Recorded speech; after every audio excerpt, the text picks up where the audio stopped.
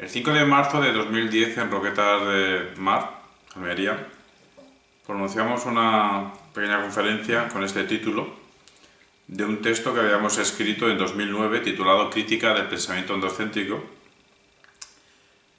que pasamos a leer por su interés, sobre todo en estos días. Este hombre ha elegido hablaros de la mentalidad androcéntrica, cierta forma de pensar insertada en el interior del cerebro de muchos hombres, pero también de muchas mujeres, y que desde su interior rige su comportamiento y su manera de juzgar a los demás y de ver el mundo social. Acerquémonos a esta mentalidad primero con un ejemplo reciente de marzo de 2010.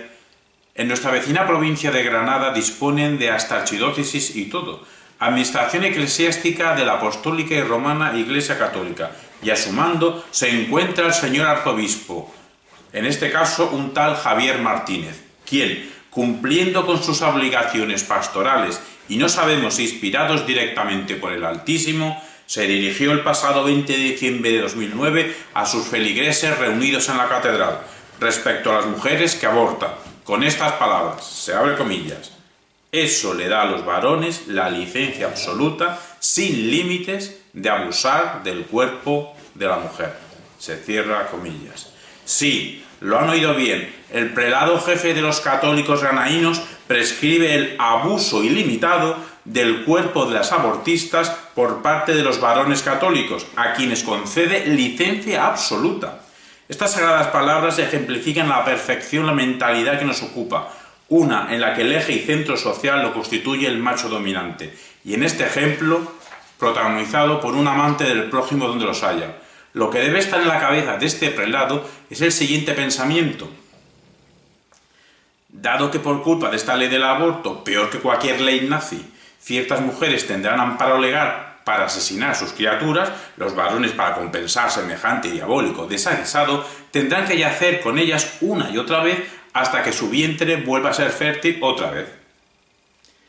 Pensamiento androcéntrico en estado puro, y hasta bendecido, el cuerpo de la mujer como depósito de semen marital. Uníos y reproducíos. Y hay quien ose quebrantar el mandato divino, la orden del gran macho seminal. El motivo de nuestra intervención es explicar telegráficamente cómo dicha mentalidad se ha formado.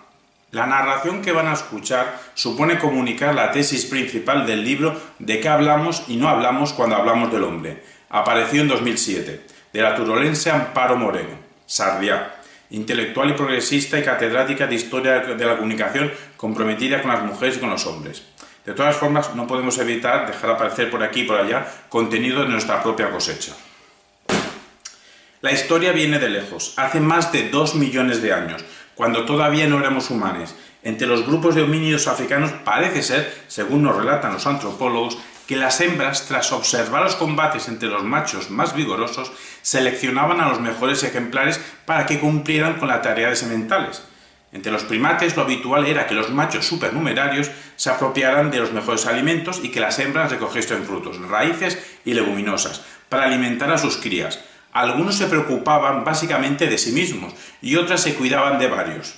De todas formas, desde siempre los primates hemos sobrevivido gracias al instinto de cooperación que tenemos dentro de un mismo grupo. Si rastreamos nuestro ADN mitocondrial, todo parece indicar que procedemos de una única mujer, una hembra africana que vivió hace 150.000 años, nuestra madre primigenia. Así pues, habrá que cambiar los mitos y afirmar ahora, en principio fue la mujer. Sus descendientes han llegado a todos los rincones del planeta y algunos del universo, incluso a esta misma sala virtual que nos concentra. Nuestro proceso de humanización consistió en diferenciarnos del resto de especies por dos grandes especializaciones, la cultura y el lenguaje. Esto provocó que, gracias a su ingenio, los descendientes de la Eva mitocondrial africana fabricasen armas para defender el territorio, por lo que el vigor físico dejó de ser la cualidad principal que debía poseer un macho. La inteligencia, la habilidad manual y el manejo de información se volvieron prioritarios frente a la fuerza bruta. Consecuencia, ¿para qué se querían entonces los fuertes mentales? El caso es que sin un padre líder encargado de la continuidad de la tribu y que reprimiese el héroe de los machos, las originales sociedades humanas serían promiscuas. La mujer, si es mujer y no hombre, es porque lleva en sí el ciclo reproductor de la vida humana. ¿Y quién mejor que ella para fijarse en su propio ciclo reproductor? Una vez consciente de ello, el siguiente paso fue conocer el resto de ciclos reproductores de la naturaleza, de los animales y de los vegetales. La tasa de mortalidad infantil en los albores de nuestra especie seguramente fue altísimo, por lo que algunas mujeres, posiblemente preocupadas por ello, emplearon su ingenio en fabricar útiles que les permitiesen rentabilizar la energía de los alimentos. Así pues, las mujeres inventaron la agricultura. Los primeros agricultores fueron mujeres. En estas sociedades promiscuas al final surgió un conflicto.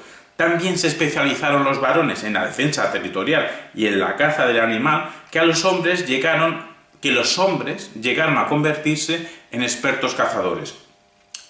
Cuando tomaron conciencia de su particularidad, se agruparon en torno a sí mismo, configurando un nosotros, los cazadores guerreros, diferente de las otras, las mujeres y los niños.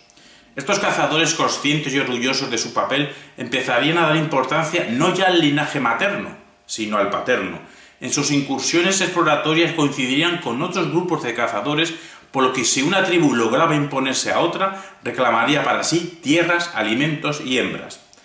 Esta conflictividad entre la antigua matrilinealidad y la incipiente patrilinealidad no fue asunto de unos días, parece ser que duró unos 8.000 años, entre el menos 10.000 y el menos 3.000 antes de nuestra era aproximadamente. La conflictividad se manifestó en diversos frentes. Por ejemplo, a partir de que se vincule el coito con el posterior nacimiento, empezarán las esculturas de simbología fálica. La mujer ya no es la única protagonista de la reproducción. El hombre se sabe por creador.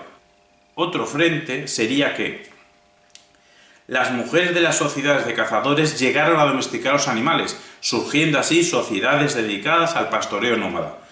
Estos cazadores pastores, que empezaron a controlar mujeres y hombres de otros grupos, no les permitirían ni a ellas ni a ellos proseguir con sus costumbres promiscuas, por lo que empezó la represión del eros, la prohibición del incesto.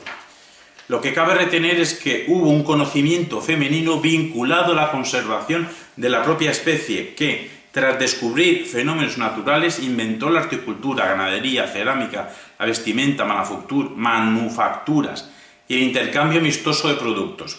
Cuando este macho cazador pastor logró imponerse al fin, se adueñó de ese conocimiento originario de las mujeres y lo utilizó para sus fines fratricidas y expansionistas. Lo que los historiadores y los economistas parecen ignorar, o algunos de ellos, es que la primera forma de organización económica fue la economía del eros, el saber intervenir en el entorno para conservar a la propia especie a través de la extracción de recursos a partir del conocimiento de la naturaleza, fuente de energía que también hay que conservar y no arrasar. Todo ello articulado socialmente en una moral, la moral del cuidado a los propios y el establecimiento de lazos amistosos con los extraños. Todos los hombres y las mujeres que han poblado la faz de la tierra iniciaron su existencia en las entrañas de una hembra. La verdad humana y radical es que todos nacimos de vientre de mujer. Verdad de perogrullo, que en cierto momento de nuestro pasado fue abiertamente no ya ignorada, sino ocultada, quitando el protagonismo de la hembra para dárselo al macho portador del germen de la vida. Así pues, varios son los mitos que nos hablan de un Zeus progenitor de Atenea, virgen fundadora de la polis, o de un Yahvé modelador primero de Adán, señor de todas las bestias de la tierra, y luego a partir de una costilla suya, de un semejante suyo para que le ayudase, Eva, causante de que Adán comiese el fruto prohibido, ganándose a Adán el premio del trabajo, y Eva preñeces penosas, parto con dolor y búsqueda de marido que la domine. Este tipo de sentencias son las que nuestro arzobispo de Granada le pone. La economía del eros fue reprimida y transmutada en economía del tánatos. La figura del guerrero llegó a convertirse en dominante, exigiendo para sí territorios, bienes materiales y control sobre los otros, mujeres, niños y extranjeros.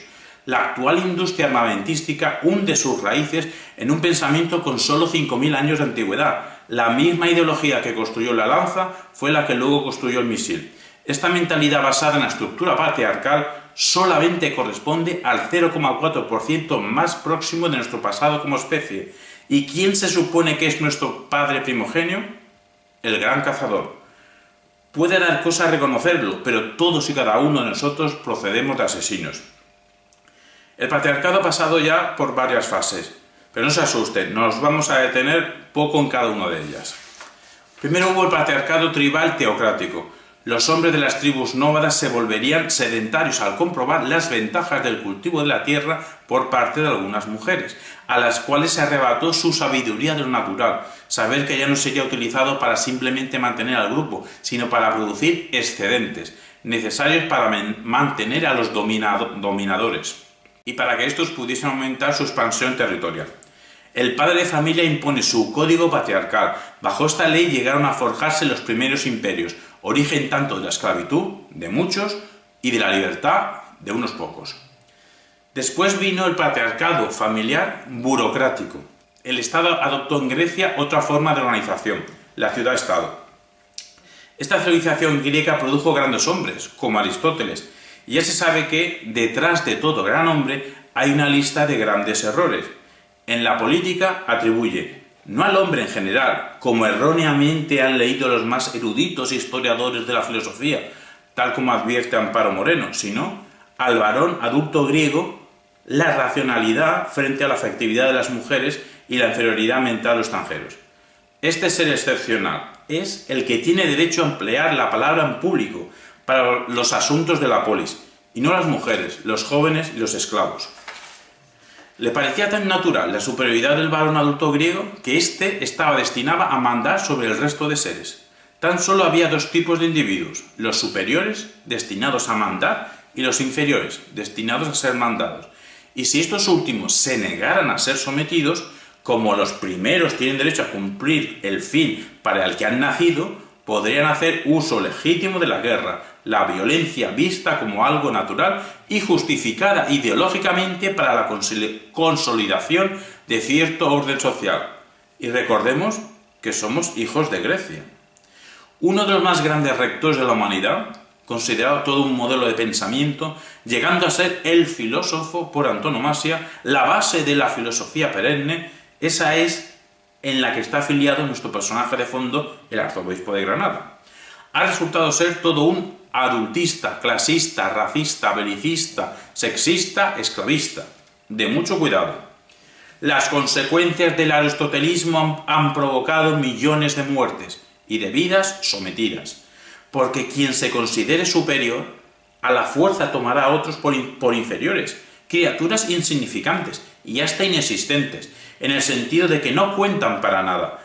Con y tras el discurso aristotélico queda fijado lo significativo con lo viril, lo propio de los nuestros y lo racional, a la vez que se desprecia lo propio de los otros y se excluye, ignora y silencia lo propio de las mujeres, aunque sean las nuestras. Todos los conquistadores, guerreros, imperios de toda clase y condición, incluso democráticos y totalitarismos de ambos colores, han bebido de esta idea. Tras la Edad Media nos la vimos con el patriarcado tecnocrático nacional. Nos han hecho creer que la mujer se introdujo en el mercado laboral en pleno siglo XX, cuando resulta que no es así. Nada dijeron los eminentes académicos historiadores acerca de que la consolidación del sistema capitalista fue posible gracias al arrebato por parte de algunos hombres hacia algunas mujeres de sus puestos de trabajo, tradicionalmente femeninos. Durante los siglos XVI y XVII en Europa las ciudades acogieron a tantos hombres que abandonaron el campo para poder trabajar y expulsaron a las mujeres de las ocupaciones más rentables, quedando relegadas a las tareas peor remuneradas. Este proceso se extendió por todo el siglo XIX. Así fueron progresivamente excluidas de las imprentas, de las carpinterías, del comercio de la lana, de la fabricación de cerveza, de la cirugía. Poco a poco se las arrinconó en sus casas. Además, como estos siglos son los de la consolidación social de la ciencia, saber en cuya formación y práctica quedaron excluidas las mujeres, la experiencia acumulada de algunas mujeres en cuestiones sanitarias no solo se despreció, es que se llegaron a quemar a las curanderas como brujas y seres endemoniados. Cuando parían las mujeres ricas ya no eran atendidas por las parteras, sino por el médico. El propio Engels, mecenas y compañero de Marx en la liberación del proletariado macho, se asombraba y preocupaba en su libro La situación de la clase obrera en Inglaterra de 1845 de la humillante situación a la que habían llegado centenares de hombres en Manchester al tener que quedarse en sus casas condenados a las tareas domésticas, perdiendo así su virilidad, mientras sus mujeres traen el dinero al hogar trabajando en la industria y perdiendo así su feminidad. Lo que debe quedar claro es que la creencia de que la incorporación de la mujer al trabajo productivo es un fenómeno reciente constituye todo un mito. Pocas cosas hay tan peligrosas como un libro de historia. Nos han vendido los historiadores o algunos historiadores, aquellos que son poco rigurosos, olvidadizos o malintencionados, que documentos tan emblemáticos como la Declaración de los Derechos del Hombre, redactados en esa revolución francesa que ensalzó los ideales de la libertad, igualdad y fraternidad, suponen toda una conquista universal para toda la humanidad, dando por hecho que el término hombre era genérico y que se refería tanto al género masculino como al femenino, cuando en realidad esos avances políticos logrados con la lucha tanto de hombres como de mujeres beneficiaron solamente a parte de la población masculina, quedando totalmente excluidas las mujeres. Igualmente, cuando nos explicaban que tal sociedad había llegado al sufragio universal, se pasaba por alto la exclusión de las mujeres. Si el derecho al voto afectaba a todos los varones adultos, ya había llegado ese país al sufragio universal. Es más, el discurso histórico sistemáticamente ha desatendido la relación entre hombres y mujeres, así como la división social entre géneros, y ha guardado silencio acerca del papel desempeñado por las mujeres en nuestra historia, en lo que concierne a la reproducción humana, a la producción de bienes de consumo, a la participación en la cultura, por lo que ha permitido que nos formemos falsas creencias, que otorguemos significación histórica a ciertos hechos en vez de a otros, que sobrevaloremos el espacio público en detrimento del privado, que se perpetúen los intereses machistas, y pensar que encima cobran por ello. Si te cruzas con un historiador, desconfía. Queda por escribir todavía una historia global, ni androcéntrica, ni feminocéntrica e internacional, no eurocéntrica. El protagonista de la historia, según esa narración contada por los profesionales académicos del saber historiográfico, es el hombre masculino, viril, ejemplificado por reyes, conquistadores, generales victoriosos, faraones, emperadores, príncipes, estadistas y demás genocidas, violadores y asesinos. Una representación parcial, falsa y errónea y por lo tanto poco representativa de nuestra especie. Para los doctos historiadores las mujeres han sido invisibles y olvidarse del 51% de la población es mucha gente. Incluso movimientos caracterizados por la liberación de la humanidad, en especial de la clase obrera, se han centrado, hasta bien entrado el siglo XX, únicamente en el sector masculino de la población, reproduciendo los liberadores frente a la mujer las mismas opresiones ejercidas por la clase dominante que quieren combatir. Pues vaya liberadores, tan solo quisieron transformar la situación de sus compañeros de género. Al final se llega al patriarcado tecnológico, crático, multinacional. Una época en la que la lógica expansiva destructiva alcanza una eficacia jamás obtenida hasta ahora. En un mismo día, un país puede dominar y hasta destruir a otro.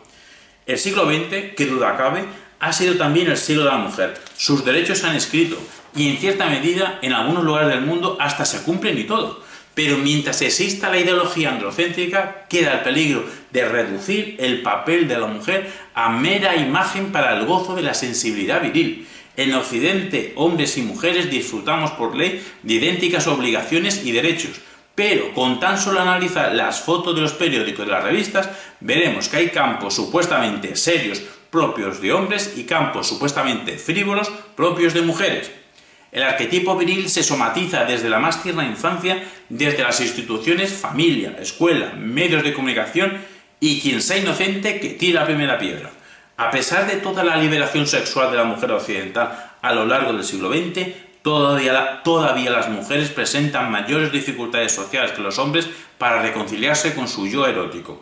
A esta madre esposa, que no necesita para nada ninguna dimensión erótica para cumplir su tarea de atender al hogar y subir las criaturas, tradicionalmente le ha correspondido como pareja un padre esposo que sale de la cueva a trabajar, y cuando llega es quien establece los límites de lo que pueden y deben hacer los demás miembros de la familia. Juntos, esposo y esposa, a través de su alianza matrimonial, perpetúan el sistema patriarcal, sobre todo en las familias ultratradicionales, esas que siguen las sabias palabras de nuestro famoso y arzobispo de Granada. Amparo Moreno nos lo dice con la mayor crudeza posible. He aquí sus palabras. Quizás en esto consiste la adultez, colaborar en la reproducción generacional de las injusticias de nuestra sociedad. Conclusión del texto de Amparo Moreno. Cuando se habla del hombre o de los hombres, pero también cuando se emplean genéricos tales como la humanidad o el ser humano, 1. Las mujeres no son tenidas en cuenta, pero 2. Tampoco todos los hombres masculinos, y 3. Tan solo es relevante lo que cuadra con el arquetipo viril, modelo imaginario construido simbólicamente en un pasado no tan lejano para legitimar a una minoría masculina como grupo privilegiado frente a otros seres considerados inferiores, tanto mujeres, irracionales y afectivas, como varones poco viriles o extranjeros, bárbaros e incivilizados. No cabe más que considerar como sistema de creencias y de vida antihumana el arquetipo viril, dado que considera natural la distinción entre humanes dominadores y humanes nacidos para ser dominados. Cabe precisar que la supuesta racionalidad del universo mental androcéntrico hunde sus raíces en un sustrato irracional. La capacidad de engendrar nuevos seres llegó a ser insignificante frente a la potente capacidad de quitar vidas. El masculino instinto de muerte triunfó sobre el femenino instinto de vida. A los teóricos se nos impone el reto intelectual de considerar toda actividad humana como actividad comunicativa, porque vivir igual a comunicarse. O así debería ser, antes comunicación que dominación. Debe realizarse una crítica al pensamiento andro-eurocéntrico, tan radical que nos lleve a un cambio de paradigma. ¿Y cómo se hace eso? Pues con la política, que para algo debería servirnos, a partir de un humanismo plural cooperativo, estableciendo relaciones horizontales entre individuos y entre culturas, bajo el lema de la cooperación, renunciando todas las partes a ejercer ningún tipo de control. El cambio pasa por una inversión de valores, negar lo afirmado, el culto a la guerra, el instinto de muerte, la agresión fratricida expansionista, la fe irracional en cierta razón masculinizada y dominadora de la naturaleza, y afirmar lo negado, el compromiso para una paz perpetua, el instinto de vida, el servicio desinteresado a los demás, la aceptación inteligente de la afectividad y de la sexualidad, también inteligente, es decir, una sexualidad desvinculada de la reproducción, del sometimiento, man que le pese al arzobispo de Marras. El problema del androcentrismo no es que esté mejor o peor defendido argumentalmente, que sea una ideología con pocas o muchas fisuras lógicas. El problema candente, todavía en el siglo XXI, es que el machismo mata. No es un problema lógico, sino ético. Cada día alguna mujer en el mundo, más que una lamentablemente, cada día algunas mujeres en el mundo son asesinadas por el simple hecho de ser mujeres. Por eso, como el machismo mata, debemos combatir el machismo, con políticas y actos cívicos de la sociedad entera. En definitiva, para saber quiénes somos, debemos desaprender lo que nos han hecho creer que somos y rastrear ese otro yo, menospreciado y hasta ignorado, a ras de tierra y a ras de piel. Tú eliges qué opción prefieres y en qué mundo quieres vivir. O en el mundo del paradigma androcéntrico, donde ciertos varones adultos superiores, los pertenecientes a los colectivos dominantes, han ocupado y ocupan los escenarios de los centros de poder, desde los cuales dominan a otros y a otras, e intentan ampliar su dominio gracias al empleo de instrumentos simbólicos, institucionales y técnicos, tecnológicos. O en el paradigma comunicativo, con actuaciones orientadas a la supervivencia, al entendimiento, porque otra humanidad es posible, una en la que el humano se concibe como un ser comunicativo, con otros seres con los que convive, siendo así la comunicación la base del conocimiento, el comportamiento y las reacciones humanas. Esperando que llegue pronto el día en que ya no haga falta celebrar ningún día por la mujer o de la mujer, se despide este aspirante a ideólogo que espera haber podido transmitir al menos una idea. Por cierto, y con esto ya concluimos, por si no ha quedado suficientemente claro, no al abuso y sin límite de la mujer por parte del varón bajo prescripción eclesiástica del arzobispo de Granada. Buenos días, buenas tardes o buena noche.